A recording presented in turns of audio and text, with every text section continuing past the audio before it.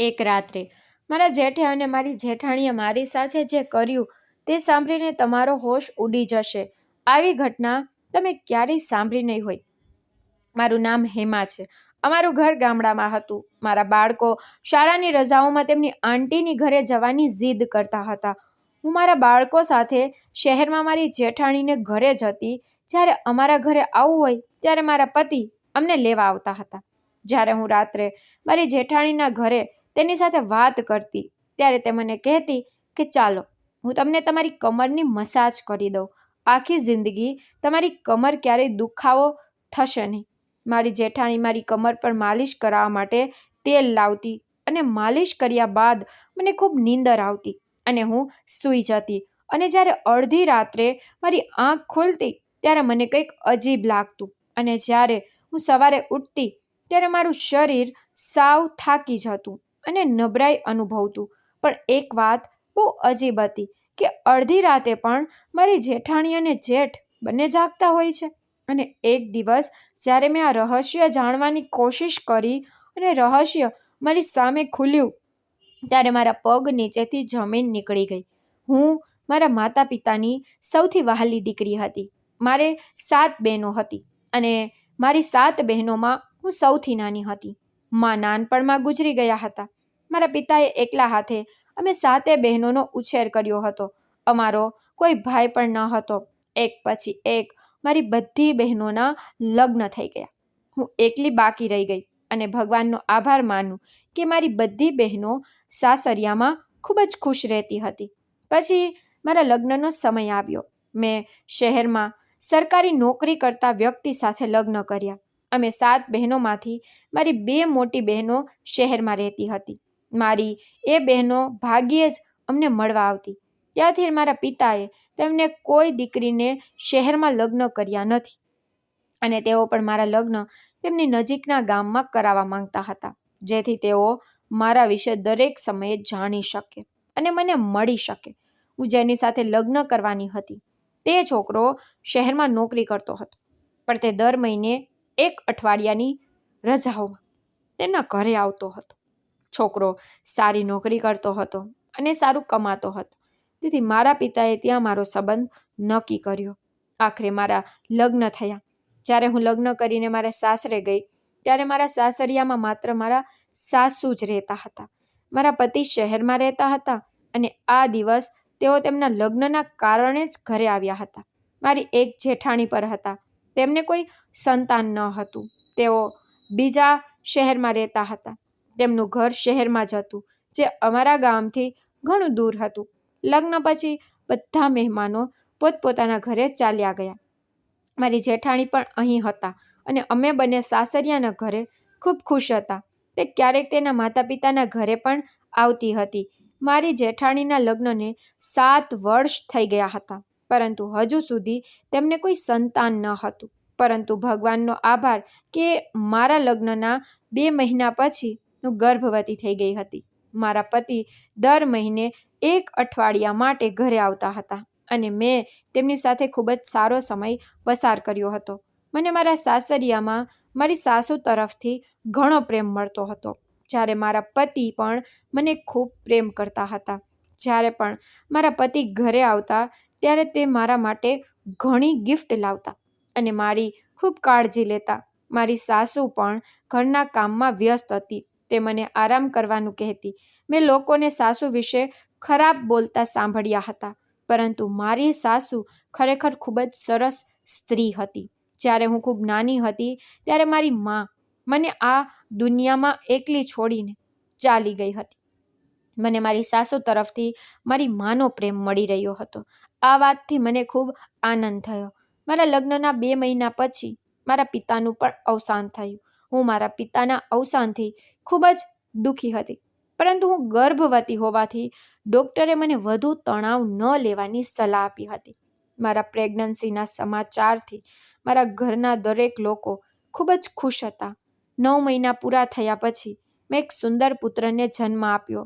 મારા સાસુ તેમના પૌત્રનો દેખાવ જોઈને ખુશ હતા, પરંતુ મેં જોયું કે મારી જેઠાણીનો મૂડ સારો ન હતો, પણ હું તેની પીડાને સારી રીતે અનુભવી શકતી હતી. તે મહિલા આટલા વર્ષો સુધી બાળકને જન્મ આપી શકી ન હતી અને મારા લગ્ન થતાં જ મને પ્રેગ્નન્સીના સમાચાર મળ્યા. તેમના હૃદયને ખરેખર ખૂબ જ દુઃખ થયું હશે. મારા પતિનો પણ આ જ નિત્યક્રમ હતો. તેઓ દર મહિને 1 અઠવાડિયું ઘરે આવતા અને આખું અઠવાડિયું અમારી સાથે ખૂબ જ આનંદથી પસાર કરતા.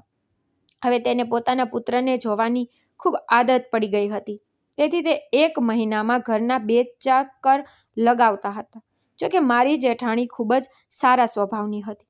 તે મને તેના ઘરે ખૂબ બોલાવતી, પણ મારો દીકરો નાનો હોવાથી હું ઘરે જ રહેવાનું પસંદ કરતી. મારો પુત્ર જ્યારે 1 વર્ષનો થયો હતો ત્યારે મારી બીજી પ્રેગ્નન્સીના સમાચાર આવ્યા. મેં મારા પતિને કહ્યું કે અમારો દીકરો ઘણો નાનો છે અને આટલું જલ્દી બીજું બાળક કેમ થાય? મારા પતિએ કહ્યું કે કોઈ ચિંતા કરવાની જરૂર નથી. મારી માં છે, બાળકો ઘરે આરામથી મોટા થશે. ચિંતા કરીશ નહીં. મારી સાસુએ પણ મને આશ્વાસન આપ્યું કે જે નસીબદાર હોય છે તેને ભગવાન પણ સંતાનો આપે છે. હવે તું તારી જેઠાણીને જ જોઈ લે. તે આટલા વર્ષોથી સંતાન માટે તડપી રહી છે. શું તારે પણ તડપવું છે? મારા સાસુના સવાલથી હું શરમાઈ ગઈ. આ રીતે 9 મહિના પછી મેં દીકરીને જન્મ આપ્યો. મારી પુત્રી ખૂબ જ સુંદર હતી અને જેણે પણ તેને જોઈ તે કહેતા કે તેને જોતા જ રમાડવાનું મન થાય. મારા સાસુ અને પતિ અને બાળકો સાથે મારું જીવન ખૂબ જ સારું ચાલતું હતું. ધીરે ધીરે સમય આમ જ પસાર થતો ગયો અને મારો મોટો દીકરો 5 વર્ષનો અને નાની દીકરી 4 વર્ષની થઈ ગઈ. મારા પતિ જ્યારે પણ તહેવારના સમયે ઘરે આવતા ત્યારે મારા બાળકો તેમની સાથે ખૂબ જ ખુશ રહેતા અને તેઓ તેમની શાળાની રજાઓમાં તેમની મોટી માતાના ઘરે જવાની જીદ કરતા. જ્યારે મેં મારા પતિને તેમની જીદ વિશે કહ્યું ત્યારે તેઓ મને ત્યાં જવાની પરવાનગી આપતા હતા. મારા સાસુ બીમાર હતા, તેથી તેમને ચિંતા ન કરવી પડે તે માટે હું 3-4 દિવસનું ફ્રૂટ તેમના માટે લાવીને જતી. હવે દર બીજા કે ત્રીજા મહિને આવું થવા લાગ્યું. મારા બાળકો તેમની મોટી માતાના ઘરે જવાની જીદ કરતા હતા. જો હું જવાની ના પાડતી તો તેઓ રડવા માંડતા. મારા પતિ તેમના બાળકોની આંખોમાં આંસુ જોઈ શકતા ન હતા, તેથી તેઓ મને બાળકોની વિનંતી મુજબ તેમની મોટી માતાના ઘરે લઈ જવાનું કહેતા. બાળકો મારી જેઠાણીનું ઘર ખૂબ જ પસંદ કરતા હતા. મારી જેઠાણી અને જેઠ ખરેખર મારા બાળકોને ખૂબ પ્રેમ કરતા હતા. હું મારી જેઠાણીના ઘરે 2-3 દિવસ રોકાતી અને જ્યારે પણ મારો ઘરે જવાનો દિવસ હોય ત્યારે મારા જેઠ મને બસમાં બેસાડવા આવતા. ક્યારેક હું મારી જેઠાણીના ઘરે હોઉં ત્યારે મારા પતિ આવવાના હોય તો તે ક્યારેક મારા પતિ પોતે પણ અહીં અમને લેવા માટે આવતા. જીવન આમ જ ચાલતું હતું. હવે દર વખતે મારા બાળકો મને તેમની મોટી માતાના ઘરે લઈ જતા હતા. આ વખતે પણ જ્યારે મારા બાળકોને ઉનાળાનું વેકેશન હતું ત્યારે મારા બાળકોએ મારી જેઠાણીના ઘરે જવાની જીદ કરી. તેની રજાઓ તેમના ઘરે વિતાવવા માંગતા હતા. પરંતુ આ વખતે મને ખબર નથી કે મારા સાસુને શું થયું હતું. મેં મારી જેઠાણીના ઘરે જવા માટે મારા સાસુને મનાવવાનો બનતો તમામ પ્રયાસ કર્યો હતો, પણ તેઓ માનતા ન હતા. મને તેની મોટી વહુના ઘરે મોકલવા અંગે તેણે કહ્યું કે તેને તે ગમતું નથી. આટલું જલ્દી ત્યાં જવાથી મારી સાસુને પણ ખરાબ લાગ્યું, પણ તેનાથી બાળકો રડવા લાગ્યા. પણ મારી સાસુએ કહ્યું કે હવે ત્યાં કોઈ નહીં જાય. આ વખતે મને ખબર નથી કે તે આવું કેમ કરી રહી છે. દર વખતે જ્યારે અમે જતા ત્યારે તે ખૂબ જ ખુશ હતી અને મને પણ કહેતી કે બાળકોને ત્યાં લઈને જા. હું સમજી શકતી નહોતી મારી સાસુ આવું કેમ કરી રહી છે. પહેલાં તે મને તરત જ જવા દેતી હતી, પણ હવે તે મારી જેઠાણીનું નામ લઈએ તો પણ ખૂબ ગુસ્સે થતી હતી અને બાળકોને ઠપકો પણ આપતી હતી કે આજ પછી ત્યાં કોઈ જવાની જીદ નહીં કરે. બાળકોને રડતા જોઈને જ્યારે મેં મારા સાસુને આગ્રહ કર્યો ત્યારે તેમણે કહ્યું કે જરા ચૂપ રહે. મેં તને કહ્યું હતું કે આ વખતે તું તારા બાળકો સાથે ત્યાં નહીં જા, એટલે ત્યાં જવાનું નથી. બાળકોને સમજાવો કે હવે તમારે ત્યાં જવાની જીદ ન કરવી. તેમના મોઢેથી મેં જીદ સાંભળી, નહીં તો આ વખતે તમને સમજાવવા માટે મારે બીજી કોઈ પદ્ધતિ અપનાવી પડશે. તમે બાળકોની માં છો, ફક્ત તમે તેમને સમજાવી શકો છો. મેં તેને કારણ પૂછવા માટે દરેક રીતે પ્રયાસ કર્યો, પરંતુ મારા સાસુએ મને કશું કહ્યું નહીં. પણ બાળકો હતા જે જીદ છોડતા ન હતા. એક ધારા રડતા અને ફોન પર તેમના પિતાને કહેતા કે અમારે મોટા પપ્પાના ઘરે જવું છે. મારા પતિએ તેની માને પણ પૂછ્યું કે શું થયું છે કે તમે આટલો ગુસ્સો કરો છો. તેણે તેના પુત્રને પણ ઠપકો પણ આપ્યો. મારા સાસુએ જે કહ્યું તે પરથી એવું લાગતું હતું કે અમે તેને જેઠાણીના ઘરે જવાની વાત કરીને મોટી ભૂલ કરી છે. મને ન તો તેમના બદલાતા વર્તનનું કોઈ કારણ મળી શક્યું, ન તો હું કંઈ સમજી શકી. બાળકો સૂઈ જવા માટે રડ્યા હતા. મેં ફરી એકવાર આ જાણવાની કોશિશ કરી અને મારી સાસુને પૂછ્યું કે શું કારણ છે કે તમે અમને ત્યાં જવાની મનાઈ કરો છો. બાળકો જવા માંગે છે અને તેથી તેઓ આજે ખૂબ રડ્યા છે. જ્યારે પણ હું મારા બાળકો સાથે ત્યાં જાઉં છું ત્યારે તમે અમને તરત પરવાનગી આપો છો, પણ અત્યારે આ વખતે એવું શું થયું કે મારી જેઠાણીનું નામ લીધું ત્યાં તમે આટલો ગુસ્સો કરો છો. બાળકોની આવી હાલત જોઈને હું પણ મારા સાસુની સામે મક્કમતાથી ઊભી રહી. મારા બાળકોની આંખોમાં આંસુ જોઈને મારાથી સહન ન થયું. હું અને મારા પતિ અમારા બાળકોની દરેક માંગ પૂરી કરતા હતા. મેં મારી સાસુને બાળકોની ખુશીનું તો જુઓ એમ કહ્યું હતું. બાળકો મારી સાસુની સૌથી મોટી નબળાઈ હતી. હું તેને બાળકોની મજબૂરી કહીને તેનો લાભ લેતી હતી. આ પહેલાં પણ મેં મારી સાસુને બાળકોનું બહાનું આપીને મારી વાત સાથે સંમત કરાવ્યા હતા અને આ વખતે હું બાળકો માટે જ આ પગલું ભરી રહી હતી. હકીકતમાં મારા બાળકોને તેમની મોટી માતાના ઘરે જવાનું પસંદ હતું, કારણ કે તેમનું ઘર અમારા ઘર કરતાં ઘણું મોટું હતું. મારા જેઠનો ધંધો ઘણો સારો હતો. તેઓ શહેરમાં સારી પોસ્ટ પર હતા. તેનું ઘર પણ અમારા કરતાં ઘણું મોટું હતું. મારા જેઠે અમારા ઘરમાંથી તેમનો હિસ્સો લઈ લીધો હતો. હવે તેને અમારા ઘર સાથે કોઈ લેવા દેવા ન હતી. આટલું બધું હોવા છતાં તેમને કોઈ સંતાન ન હતું. પતિ પત્ની બંને મારા બાળકોને ખૂબ પ્રેમ કરતા હતા. મારા બાળકોને તેમના પ્રેમની આદત પડી ગઈ હતી. બાળકો ત્યાં જઈને આનંદ અનુભવતા હતા, તેથી તેઓ દર થોડા દિવસે ત્યાં જવાનો આગ્રહ રાખતા હતા. બાળકોએ ત્યાં સારો સમય પસાર કર્યો હતો. મારી સાસુએ મને કહ્યું કે વહુ, તું સમજતી નથી. પહેલાંની વાત જુદી હતી, હવે વાત જુદી છે. આ વખતે મારા સાસુ ગુસ્સાને બદલે હરવાશથી મને સમજાવી રહ્યા હતા, પણ તે શું કહેવા માંગે છે તે હું સમજી શકતી નહોતી. મેં મારી સાસુને કહ્યું કે આ વખતે મને જવા દો, કારણ કે બાળકો ખૂબ જ જીદ કરે છે. હવેથી હું બાળકોને મારીને સમજાવીશ, કારણ કે આજ સુધી મેં બાળકો પર હાથ ઉપાડ્યો નથી. હવે તમે કહો તેમ કરું. હવે હું મક્કમ અને બાળકો પણ મક્કમ બની ગયા છે. હું તમારી સાથે કાંઈ નહીં કરી શકું, પણ બાળકો પર હાથ તો ઉપાડી શકું છું, તો આ વખતે પણ એ જ કરીશ. આ સાંભળીને મારી સાસુની આંખોમાં આંસુ આવી ગયા. તમે અને તમારા બાળકો લાંબા આયુષ્ય પામો. આટલું કહી મારા સાસુ તેમના રૂમમાં ગયા. તેણે કહ્યું હતું કે જો તમારે જવું હોય તો તમે જઈ શકો છો, હું તમને હવે રોકીશ નહીં. સવારે જ્યારે બાળકો પણ દાદીમાને સમજાવવા તેમના રૂમમાં ગયા ત્યારે મારા સાસુએ તેમના માથા પર હાથ મૂકીને કહ્યું કે ઠીક છે, તમે બધા જાઓ. તેણે આવું કહ્યું ત્યારે બાળકો ખૂબ જ ખુશ થયા. હું પણ ખુશ થઈને રૂમમાં આવી અને મારી જેઠાણીના ઘરે જવાની તૈયારી કરવા લાગી. મેં મારા અને બાળકો માટે તમામ પેકિંગ કરી લીધું હતું. આ વખતે મારા પતિને આવવામાં ઘણો સમય હતો. હું બાળકો સાથે મારી જેઠાણીના ઘરે ગઈ હતી. જ્યારે હું મારી જેઠાણીના ઘરે પહોંચી ત્યારે મારી જેઠાણી દરવાજે મારી અને બાળકોની આતુરતાથી રાહ જોઈ રહી હતી. મેં તેને પહેલેથી જ ફોન કરીને કહ્યું હતું કે અમે તમારા ઘરે આવીએ છીએ, કારણ કે હું તેને દર વખતે ફોન કરીને અગાઉ જ કહેતી હતી. મને પણ મારી જેઠાણીની આ આદત બહુ ગમતી. અમારા ઘરે એકબીજાના નજીક હોય તો અમે એકબીજાને અવારનવાર મળતા રહે, પણ તેઓ અમારાથી બહુ દૂર રહેતા હતા. મારી જેઠાણી મારી અને બાળકોની ખૂબ જ અધીરાઈથી રાહ જોતા હતા. જ્યારે હું અને બાળકો રિક્ષામાંથી ઉતરીને તેમની તરફ આગળ વધ્યા ત્યારે મારી જેઠાણીએ ઝડપથી મારા બંને બાળકોને ગળે લગાવ્યા. મેં પણ તેના પગને સ્પર્શ કર્યો અને તેના આશીર્વાદ લીધા અને મને ઘરની અંદર લઈ ગયા. મેં પણ તેના આશીર્વાદ લીધા. અમે જતાની સાથે જ ત્યાં ખુશીનું વાતાવરણ હતું. મારા બાળકો એટલા ખુશ થઈ ગયા કે તેમની ખુશીની કોઈ સીમા ન રહી. તે તેના મોટા પિતાને વળગીને બેઠા હતા. સાચું કહું તો મને પણ મારી જેઠાણીના ઘરે આવવાની આદત પડી ગઈ હતી. હું લગભગ 7 મહિનાથી સતત અહીં આવતી હતી.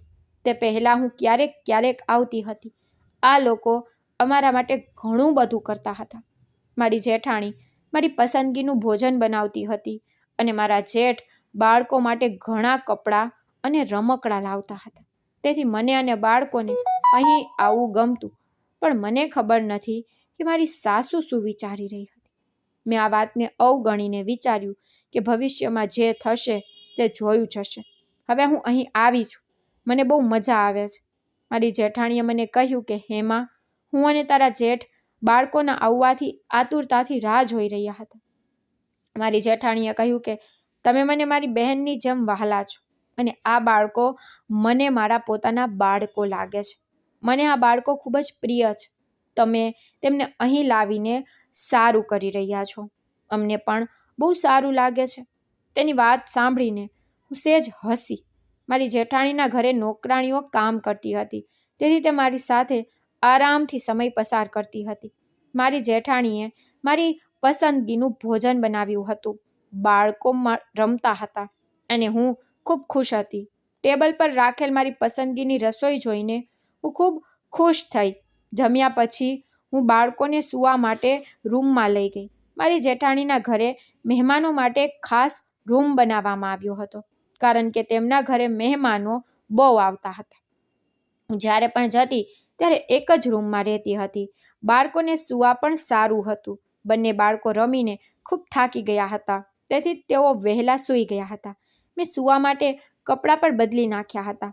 થોડીવાર પછી મારી જેઠાણી મારા રૂમમાં આવી. મારી સાસુની વાતને કારણે હું ખૂબ જ તણાવમાં હતી અને મને તેમની ચિંતા હતી. જ્યારે મારી જેઠાણી રૂમમાં આવી ત્યારે તેણે મને ચૂપ જોઈ. તે મારા માટે ચિંતિત થવા લાગી. તેણે મને પૂછ્યું કે શું થયું, તો આટલી ચૂપ કેમ છો? મેં મારી જેઠાણીને કહ્યું કે જેઠાણીજી, હું મુસાફરીમાં થાકી ગઈ છું. તમે ચિંતા ન કરો અને આરામ કરો. મારી જેઠાણીએ ચિંતાથી કહ્યું, હા, મુસાફરી પણ બહુ લાંબી હતી, એટલે જ તું થાકી ગઈ હશે. તું સૂઈ જા. હું તારી કમરની માલિશ કરી દઉં. તને ખબર છે, હું બહુ સરસ મસાજ કરું છું. મારી પાસે એક ખાસ તેલ છે. તેને લગાવ્યા પછી કમરનો દુખાવો સંપૂર્ણપણે દૂર થઈ જાય છે અને હકીકતમાં શરીરના તમામ હાડકાં મજબૂત બને છે. આટલા પ્રેમથી અને હળવાશથી કહીને મારી જેઠાણી ઊભી થઈને તેલ લેવા ગઈ અને હું સૂતી વખતે વિચારતી હતી કે જો મારી સાસુએ મારી જેઠાણીને મને આટલો પ્રેમ કરતી જોઈ હોત તો તેમનો બધો ગુસ્સો દૂર થઈ ગયો હોત. હું આ બધું વિચારી રહી હતી ત્યારે થોડી વારમાં મારી જેઠાણી તેલ લઈને આવી હતી અને નોકરાણીને પણ પોતાની સાથે લઈ આવી હતી. નોકરાણીના હાથમાં દૂધનો ગ્લાસ હતો. મારી જેઠાણીએ કહ્યું કે પહેલાં તમે દૂધ પી લો, પછી આરામથી સૂઈ જાઓ અને તમારી કમર ખોલો. હું તમારી કમરને સારી રીતે માલિશ કરી આપું. પહેલાં મેં દૂધ પીધું અને પછી હું સૂઈ ગઈ. મારી જેઠાણીએ માલિશ કરવાનું શરૂ કર્યું. તેના હાથમાં ખરેખર તો જાદુ હતો. હું ખૂબ જ હળવાશ અનુભવી રહી હતી. બાળકો મારી નજીક સૂઈ રહ્યા હતા. માલિશ કરતી વખતે મારી જેઠાણી મને પૂછવા લાગી, શું આપણી સાસુ તમને અહીં આવતા રોકે છે? તેના પ્રશ્ન પણ હું થોડીવાર મૌન રહી અને મૂંઝવણમાં પડી ગઈ કે આ વખતે મને રોકવામાં મારી સાસુ અને મારી જેઠાણી વચ્ચે કંઈક થયું હશે. આજે પહેલી વાર મને આ પ્રશ્ન પૂછે છે. મને આ વિશે કંઈ ખબર ન હતી. મેં મારી જેઠાણીને કહ્યું કે નહીં, તે મને અહીં આવવાથી કેમ રોકે? આજ સુધી તેણે મને ક્યારેય રોકી નથી, તો હવે આવવાની શા માટે ના પાડશે? હું શરમ અનુભવતી હતી અને મારી જેઠાણી સાથે જૂઠું બોલતી હતી. પણ હું તેને કેવી રીતે કહી શકું કે આ વખતે સાસુ કેટલી ગુસ્સે હતી? જ્યારે મેં કહ્યું ત્યારે મારી જેઠાણીનો ચહેરો પણ મારા જૂઠાણથી આનંદથી ચમકી ગયો. મને ખબર ન પડી કે આ વખતે સાસુ કેમ મને અહીં આવવાની ના પાડી રહ્યા છે. હું મારી જેઠાણીને આ કહીને દુઃખી કરવા માંગતી ન હતી, પરંતુ મને કંઈક અજીબ લાગ્યું. હું સમજી શકું નહીં કે તે શું છે. મને અહીં આવ્યાને 2 દિવસ થઈ ગયા હતા. બીજા દિવસે રાત્રે પણ મારી જેઠાણી સૂતી વખતે મારા રૂમમાં આવી હતી. તેણે કહ્યું કે બાળકો ઊંઘી ગયા છે કે નહીં તે જોવા માટે આવી હતી. બાળકોને જોયા પછી તેણે કહ્યું કે હું તમારા માટે તેલ લાવી છું, તમારા શરીરનો દુખાવો મટી જશે. તેણે મારા શરીર પર ફરીથી માલિશ કરી, જેના પછી હું ખૂબ જ હળવાશ અનુભવી અને હું હળવાશ અનુભવતાની સાથે જ ગાઢ નિંદ્રામાં સડી પડી. ત્રીજા દિવસે પણ મારી જેઠાણી ફરીથી મારી પાસે તેલ લઈને આવી અને ફરી મને માલિશ કરવા લાગી. હવે મને પણ તેની માલિશ કરવાનું ગમવા લાગ્યું. હું મારી જેઠાણીને કહેતી કે મારા માટે આટલી ચિંતા ન કરું. તે હસતા અને હરવાશથી કહેતી કે તું મારી બહેન જેવી છે, તારે તો હંમેશા સારું અને મજબૂત રહેવું જોઈએ, તેથી જ હું તારી સાથે આ બધું કરી રહી છું. મસાજ કરાવ્યા પછી હું ગાઢ નિંદ્રામાં પડી જતી અને મને મારી જાતનું ભાન ન હતું. હવે આ ક્રમ દરરોજ રાત્રે ચાલતો હતો. મારી જેઠાણી રોજ રાત્રે મારી કમર પર માલિશ કરતી હતી, પણ સવારે જ્યારે મારી આંખ ખુલતી ત્યારે મને વિચિત્ર લાગતું હતું. એક દિવસ જ્યારે હું જાગી ગઈ ત્યારે મેં જોયું કે મારી જેઠની ઘડિયાળ મારા પલંગ પર પડેલી છે. આ ઘડિયાળ તેની જ હતી અને તે આવી ઘડિયાળ પહેરતા હતા. મારા પલંગ પર પડેલી પેલી તેની ઘડિયાળ જોઈને મને ખૂબ જ આશ્ચર્ય થયું. પહેલાં તો મેં તેની અવગણના કરી, પણ બીજા દિવસે મેં મારા રૂમમાં મારા જેઠનો શર્ટ ફ્લોર પર પડેલો જોયો. હવે મારા હૃદયમાં ડર વધી રહ્યો, કારણ કે જ્યારે હું રાત્રે સૂતી હતી ત્યારે ત્યાં કોઈ વસ્તુ ન હતી. જ્યારે હું સવારે ઉઠી ત્યારે મને આ વસ્તુઓ 2 દિવસથી મળતી હતી. બાળકો પણ વહેલા સૂઈ જતા હતા અને હું પણ સૂઈ જતી. તો પછી મારા જેઠનો આ સામાન આ રૂમમાં કેવી રીતે આવે છે? મને અહીં રોકાઈને 5 દિવસ થઈ ગયા હતા. આજે મારો 6થો દિવસ હતો. આજે રાત્રે પણ મારી સાથે કંઈક આવું જ થયું. મારા પલંગ પર મારા જેઠનો શર્ટ હાજર હતો. હવે મારે આ રહસ્ય વિશે જાણવું હતું. મેં મારી જેઠાણી પાસેથી આ રહસ્ય જાણવાનું શરૂ કર્યું, કારણ કે તે મને તેના વિશે કહી શકે, પરંતુ હું તેને આ પ્રશ્ન સીધો જ પૂછી શકતી ન હતી, કારણ કે તે પણ મને ગેરસમજ કરી શકે છે. મને મારા સન્માનની ચિંતા થવા લાગી. શું આ વાસ્તવિકતા છે જેને હું સ્વીકારવા તૈયાર ન હતી? હકીકતમાં મારા જેઠ અને જેઠાણી જેઓ મને ખૂબ પ્રેમ કરે છે, તેઓ મારી સાથે કંઈક ખોટું કરી શકે નહીં. હું માની શકતી ન હતી. મારા મગજમાં ઘણા બધા પ્રશ્નો આવી રહ્યા હતા. મારી જેઠાણીએ મારી પાસે આવીને મને પૂછ્યું, તું કેમ અસ્વસ્થ દેખાઈ રહી છે? તબિયત તો સારી છે ને? મેં તેમને કહ્યું કે મારી તબિયત બિલકુલ ઠીક છે. બાળકોના કારણે હું થોડી થાકી જાઉં છું. જ્યારે મેં ફોન પર મારા પતિને અહીંથી લઈ જવા કહ્યું ત્યારે તેણે મને કહ્યું કે તને ખબર નથી કે માં 4 ધામના દર્શન કરવા ગઈ છે, તે ઘરે હાજર નથી અને મારા આવવામાં હજુ થોડા દિવસો બાકી છે. ત્યાં સુધી તમે ભાઈના ઘરે રહેજો અને બાળકોને પણ ત્યાં રહેવું ગમે છે, તો હજી થોડા દિવસ ત્યાં વિતાવ. રજા મળતા જ હું તને લેવા આવીશ. મારી સાસુ 4 ધામની યાત્રાએ ગઈ હતી. તેણે ગુસ્સામાં મને કહ્યું ન હતું. તેણે તેના પુત્રને આ વાત કહી હતી. તે હજી પણ મારા પર ગુસ્સે હતી. એક દિવસ હું બાળકો સાથે ટેરેસ પર ગઈ. અચાનક મારી જેઠાણી પણ ટેરેસ પર આવી. તેણે મને પૂછ્યું, શું થયું, તને સારું છે ને? મારી જેઠાણીના નિવેદનથી હું ચોંકી ગઈ કે તે મારા સ્વાસ્થ્યની ચિંતા કેમ કરે છે. જ્યારે પણ તે મારી તબિયત વિશે પૂછતી કે મારી તબિયત કેમ છે, ત્યારે તે આવીને મારી નજીક બેસી જતી. મેં તેને કહ્યું કે જેઠાણીજી, હું ઠીક છું, હવામાન સારું થઈ રહ્યું છે એટલે હું બાળકો સાથે ટેરેસ પર આવી. મેં મારી જેઠાણીનો હાથ પકડીને હળવેથી દબાવ્યો અને તેની સામે જોઈને હસવા લાગી. મને એક વિચિત્ર શાંતિનો અનુભવ થયો અને મારી જેઠાણીના ચહેરા પર સ્મિત પ્રસરી ગયું. મારી સાથે રોજ એવું થતું હતું. હું ગાઢ નિંદ્રામાં પડી જતી અને મારા જેઠની કોઈને કોઈ વસ્તુ મારા રૂમમાં ચોક્કસ હાજર જ રહેતી. તે દિવસે મારી દીકરીએ મને કહ્યું હતું કે મમ્મી, મોટા પપ્પા રાત્રે તમારી પાસે સૂતા હતા અને જ્યારે હું જાગી ત્યારે મોટી માતાએ મને ઝડપથી પોતાના ખોળામાં લઈને સૂડાવી દીધી. મને ખબર ન પડી કે આ બધું શું થાય છે. મારી ઊંઘ એવી હતી કે સહેજ પણ અવાજ આવે તો હું તરત જ જાગી જાઉં. પણ અહીં આવ્યા પછી મને કેમ વધારે ઊંઘ આવી જાય છે? મારી દીકરી જાગી ગઈ હતી. મને ખ્યાલ પણ ન રહ્યો જ્યારે મારી પુત્રીએ મને કહ્યું કે તેના મોટા પિતા મારી નજીક સૂતા હતા અને મોટી મા પણ રૂમમાં હાજર હતી. આ સાંભળીને મારા પગ નીચેથી જમીન નીકળી ગઈ અને આ વાત મારા મગજમાં ઘૂમી રહી હતી. એ જ કારણ હતું કે હું સાવ ચૂપ રહી. થોડી વાર પછી મારી જેઠાણી ઉઠી સૂઈ ગઈ એટલે મારા વિચારની દિશા વળી ગઈ. દરરોજ રાત્રે મારી જેઠાણી મારી કમર પર તેલ લગાવતી. મારી ઈચ્છા ન હોવા છતાં તે મારી કમર પર બળજબરીથી માલિશ કરતી.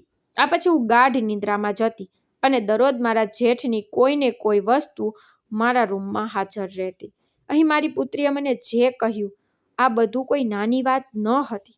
અને પછી જ્યારે હું સવારે જાગી ત્યારે મને લાગ્યું કે જાણે મારી સાથે ખરેખર કંઈક થઈ રહ્યું છે. મને સવારે ખૂબ થાક લાગતો હતો. જ્યારે મારો થાક દૂર કરવા માટે મારી જેઠાણી મારી કમર પર માલિશ કરતી હતી. આ બધું જોઈ મને મારા બાળકોને લઈને અહીંથી જવાનું મન થયું. મારા પતિ પણ મને રોજ ફોન કરતા હતા, પરંતુ હું આ રીતે હાર માની શકી નહીં અને અહીંથી ગઈ નહીં. હું વાસ્તવિકતા વિશે જાણવા માંગતી હતી, તેથી મેં મારો જવાનો ઈરાદો રદ કર્યો હતો. તેના બદલે હું વધુ 2-3 દિવસ અહીં રહેવા માંગતી હતી. હું વિચારવા લાગી કે હવે મારે શું કરવું જોઈએ અને મારો જેઠ રાત્રે મારા રૂમમાં આવીને મારી સાથે શું કરે છે તેની સત્યતા કેવી રીતે જાણી શકાય. જો મેં મારી જેઠાણીને કંઈ કહ્યું હોત તો પણ મારી બદનામી જ થઈ હોત. તેથી ડરને લીધે મેં કોઈને કંઈ કહ્યું નહીં. રાતની ઘટના પર મારા વિચારો ભટકતા હતા. પછી હું મારી જગ્યાએથી ઊભી થઈ અને બાળકો સાથે ટેરેસ પરથી નીચે આવી. હું ટેરેસ પરથી ઉતરીને રૂમ તરફ જતી હતી ત્યારે સામેથી મારા જેઠને આવતા જોયા. તેની નજર મારા પર પડતા જ તેણે મારી સામેથી નજર હટાવી લીધી.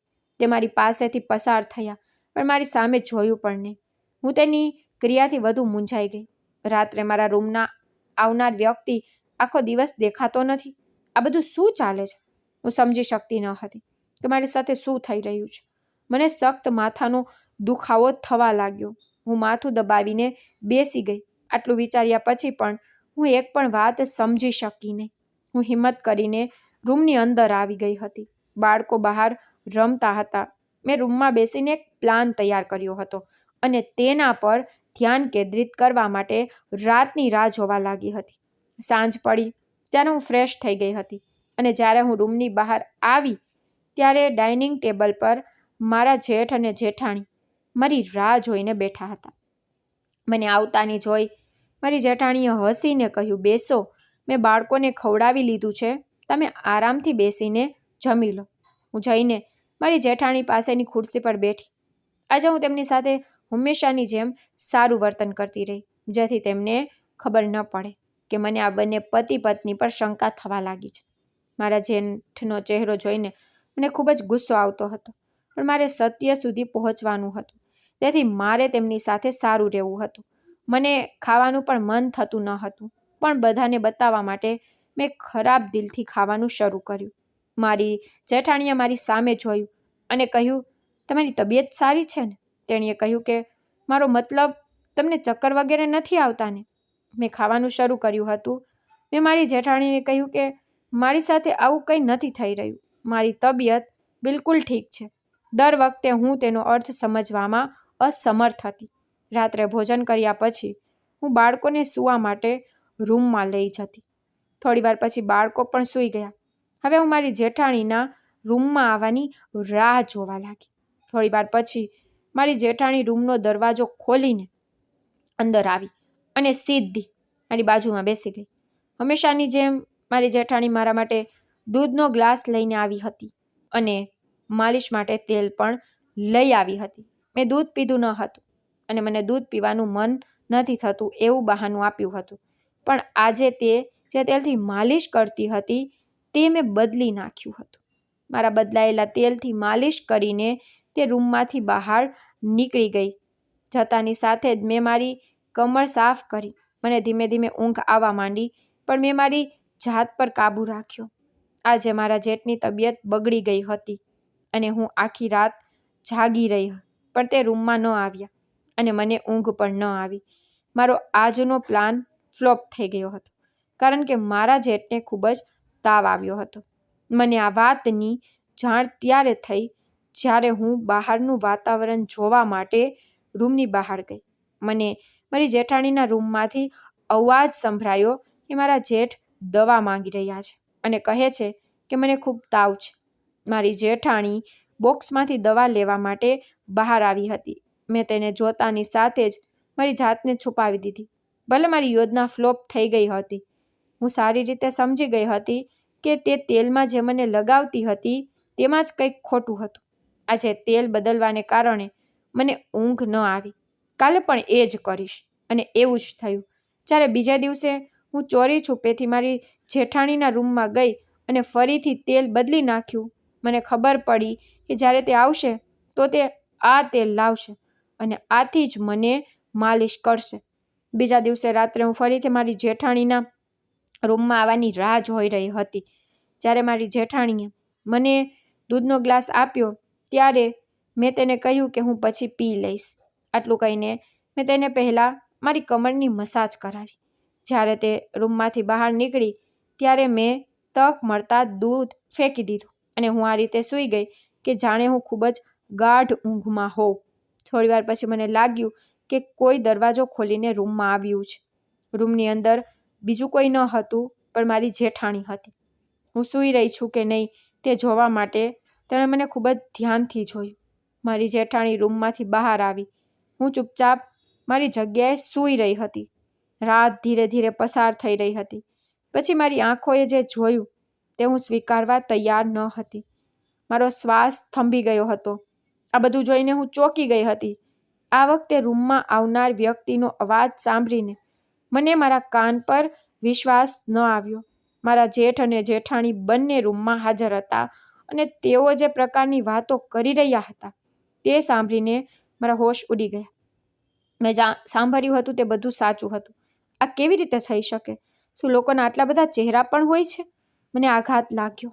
આજે મને સમજાયું કે મારી સાસુ જે મને આ વખતે અહીં આવતા અટકાવી રહી હતી તે મને રોકવાનો ઈરાદો ધરાવતી હતી. હું હવે મારા સાસુના ચહેરા પરની ચિંતા અને વ્યથા સમજી શકતી હતી. મારા જેઠ અને જેઠાણી જે વાતો કરી રહ્યા હતા તે મારાથી સહન ન થઈ શક્યું અને હું તરત જ ગુસ્સામાં ઊભી થઈ ગઈ કારણ કે હું ખૂબ જ મુશ્કેલ સમયમાંથી પસાર થઈ રહી હતી. બીજી તરફ મારા સાસુ મારા માટે પ્રાર્થના કરવા 4 ધામની જાત્રાએ ગયા હતા. મારી જેઠાણી તેના પતિને રૂમમાં લઈ આવી હતી. તેણે તેના પતિને કહ્યું કે જાઓ, તે હજુ સુધી ગર્ભવતી કેમ નથી થઈ? તમે તો દરરોજ તેની સાથે અહીં રાત પસાર કરો છો. જ્યારે તે 2 મહિના પછી જ તેના પતિ સાથે ગર્ભવતી બની હતી અને તેણે 2 બાળકોને જન્મ આપ્યો છે. હવે તે 1-2 દિવસ પછી અમારું ઘર છોડી દેશે. હું ઈચ્છતી હતી કે તે જલ્દી પ્રેગ્નન્ટ થાય. જો મને તેના પ્રેગ્નન્સીના સમાચાર જલ્દી મળશે તો હું તેને આપણા ઘરેથી નહીં જવા દઈશ અને તેનું ખૂબ ધ્યાન રાખીશ. હું તેની ડિલિવરી પણ અહીં કરાવી દઈશ. પછી કોઈ તેને દોષ આપશે અને તમે પણ કહો કે આ બાળક મારું છે. અમે તેના પતિને સમજાવીશું કે તમારા બંનેનું અફેર ચાલે છે અને બાળક લીધા પછી તમે તેને ઘરની બહાર કાઢી નાખો. પછી તે જ્યાં ઈચ્છે ત્યાં જઈ શકે છે. અમને તેની પરવા નથી. અમારું બાળક અમારી પાસે આવશે. કોઈ પણ રીતે અમે આ બધું બાળક માટે જ કર્યું છે. હવે હું ધીરજ ગુમાવી રહી હતી.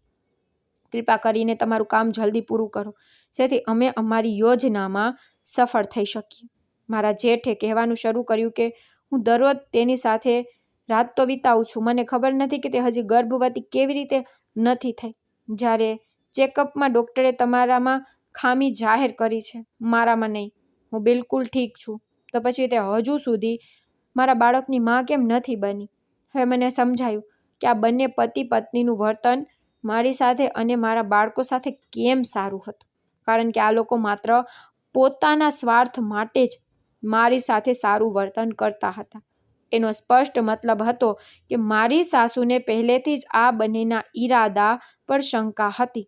તેથી જ આ વખતે તે મને અહીં આવવા દેતી ન હતી. આ વાત પણ હું ખૂબ રડી.